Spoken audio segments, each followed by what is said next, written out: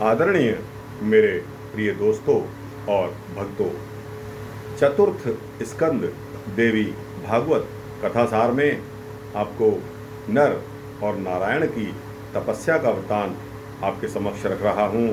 दोस्तों, बहुत ही सुंदर और सूक्ष्म वृतांत है। 4-5 मिनट में समाप्त होने वाला है। अतः आपसे करबद्ध निवेदन है कि बने रहिए इस वृतांत में मेरे साथ। अंत तक आपका भी परोपकार होगा।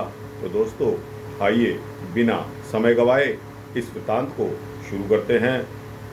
दोस्तों, नर नारायण की तपस्या के बारे में देवराज इंद्र ने धर्मपुत्र नर नारायण को तप करते हुए देखकर उन्हें विविध प्रकार के प्रलोभन दिए तथा मोहिनी माया से भयभीत करना चाहा, परंतु वे अविचल रहे, यानी कि उन पर कोई प्रभाव नहीं पड़ा।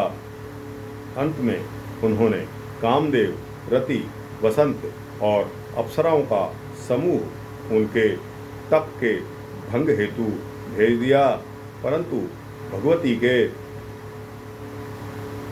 माया बीज मंत्र का जप कर रहे उन दोनों पर इन सभी का कोई प्रभाव नहीं पड़ा, बल्कि अप्सराओं के गर्भ को भंग करने के लिए नारायण ने अनुपम सुंदरी उर्वशी की सृष्टि कर दी। इतना ही नहीं, उन्होंने स्वर्ग से आई 16,050 अप्सराओं की सेवा के लिए उतनी ही अप्सराएं और उत्पन्न कर दी।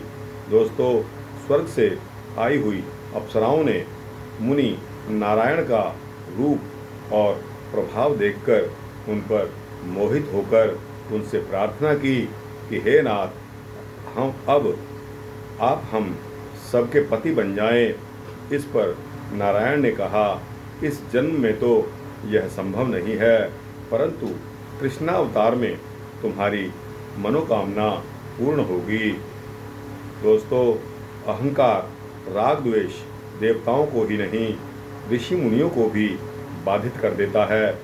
इसी अहंकार के कारण तपस्वी नर नारायण और परम वैष्णव भक्त प्रहलाद में 1000 दिव्य वर्षों तक भयंकर युद्ध हुआ। इसे फिर से सुन लें। इसी अहंकार के कारण तपस्वी नर नारायण और परम वैष्णव भक्त प्रहलाद में 1000 दिव्य वर्षों तक भयंकर युद्ध हुआ। दोस्तों, पहले उम्रें बहुत लंबी हुआ करती थी। अंत में भगवान विष्णु ने आकर प्रहलाद को नर नारायण का परिचय दिया। वस्तुतः इस संसार का मूल कारण ही अहंकार है। उसी के कारण युद्ध होते हैं। राजस और तामस अहंकार के कारण कलह कलेश होते हैं। इस संसार का प्रवर्तन भी अहंकार के ही कारण होता है। यहाँ तक कि साक्षात नारायण श्री हरि को भी नाना प्रकार की योनियों में जन्म लेना पड़ता है। महर्षि भृगु के शाप से उन्हें मनुष्य योनि में जन्म लेना पड़ा। दोस्तों, इसके तथा पत्नी वियोग का दुख भी सहना पड़ा।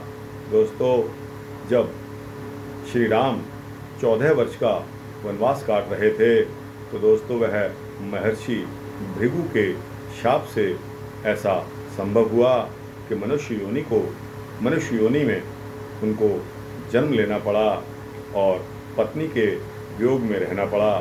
तो दोस्तों, यह वृतांत सूक्ष्म था, यहाँ ख़त्म होता है।